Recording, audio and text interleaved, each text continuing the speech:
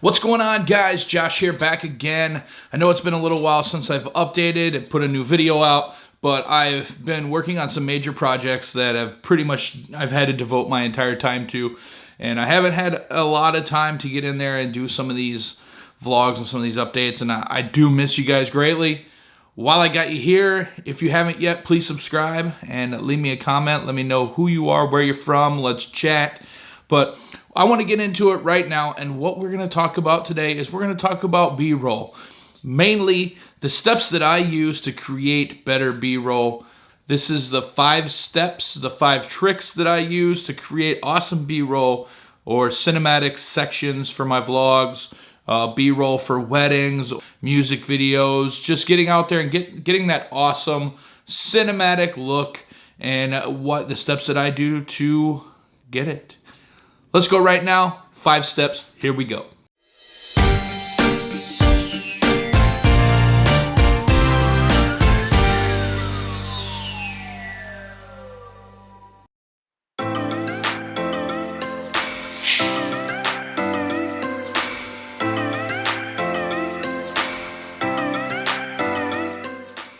All right, so number 1, you have to have the right gear. What do I mean by that? I'm not talking about cameras as much as the type of gear you use to shoot that B-roll. I use the Sony a7 III for all of my B-roll. Have the kit 28-70 lens on it. That is perfect for what I need. I make sure that I have my neck strap with me if I need it. I keep it on the Gorilla Pod. Sometimes when I'm going somewhere that I know that I'm going to need to shoot something more extravagant, I'll bring my slider, my Edelkrone Slider 1 Pro with me. Just make sure you have the right gear that you need for the type of shooting that you're doing. You don't want to get somewhere and not have the right gear. You can shoot with your phone, you can shoot with a Canon, Nikon. None of that really truly matters as long as you know how to control that gear. And that's where we're going to number 2.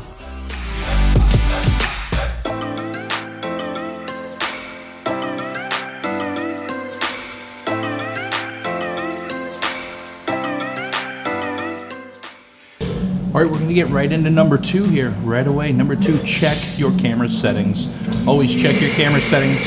Make sure you're filming the right way, every way, the first time. That way your editing process will be way less when you get into your video editing software, when you're putting your B-roll together. So what I mean by that is always check your ISO. Make sure your ISO isn't too high, you're bringing in too much light.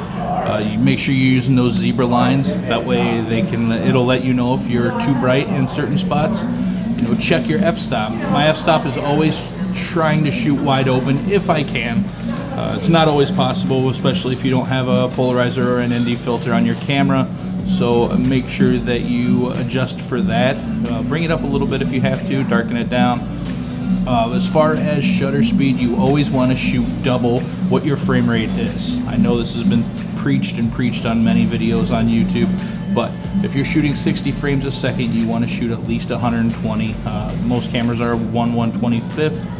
You're shooting that buttery smooth, that silky smooth slow motion at 120 frames. You're gonna want to shoot at least 240 or 250, which is most, so 1/250th. Make sure you're following that double. That'll help you with not getting skipping in your frame rate, getting skipping in your footage, and check your white balance. Make sure your white balance is correct. Never shoot auto white balance. Always at least set it to some type of white balance. That way it is at least editable afterwards and it's not changing halfway through.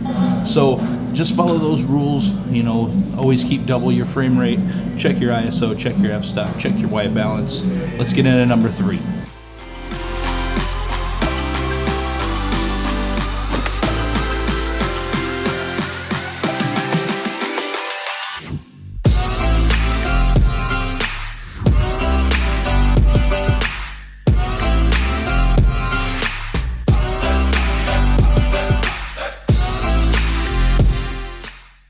Number 3, always plan your attack. What I mean when I say that is always have a plan on what you're filming, the style you're filming, you know, kind of get a vision in your head of what the final product is going to look like.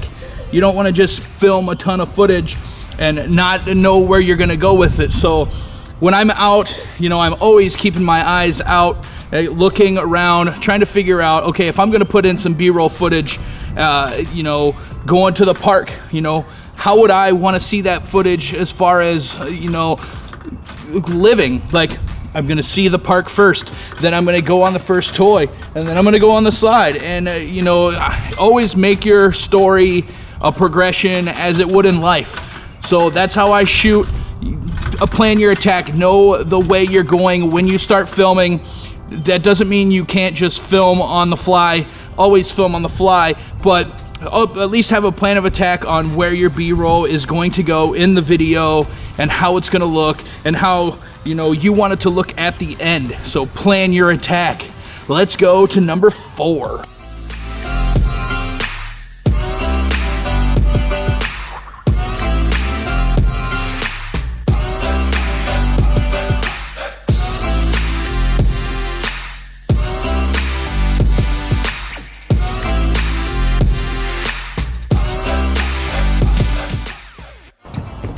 All right, number 4, always overshoot.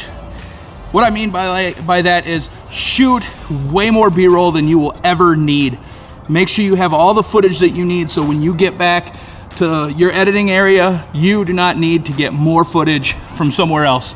Always, always, always overshoot. I have hours upon hours of footage that I will probably never use because I've shot so much B-roll. With that being said, you can sometimes recycle B-roll, use it in other footage, you know, in other projects. If you shoot this awesome wooded area and later on you're shooting a horror movie and need a video of a scary area, you already have it. Go back into your B-roll, you know, save it in a folder called unused B-roll or extra B-roll or something like that. You'll be set. You'll have all the B-roll you ever need. So always overshoot. Shoot way more B-roll than you'll ever need. Number 5.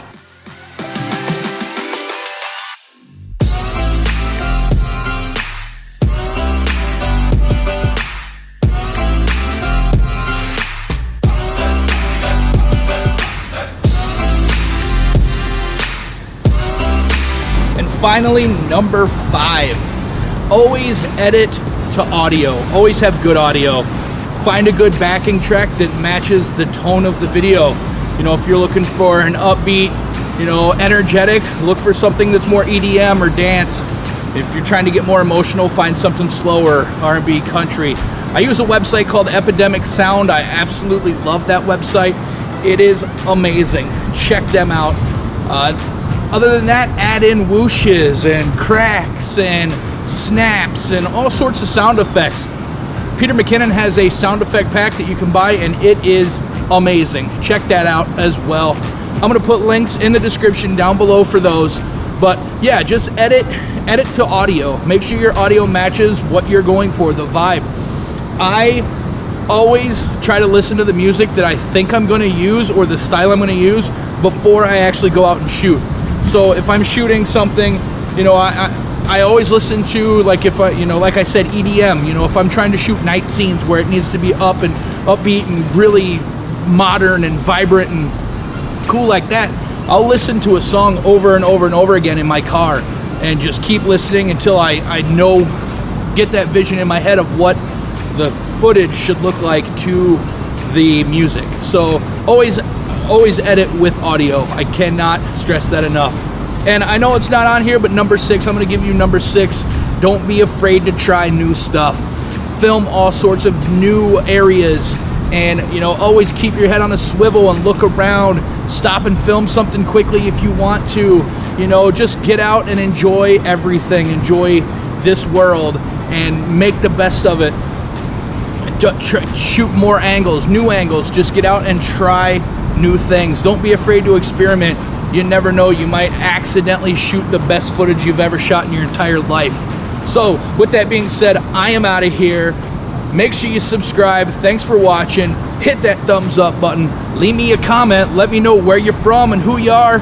I'll see you guys in the next one. Peace.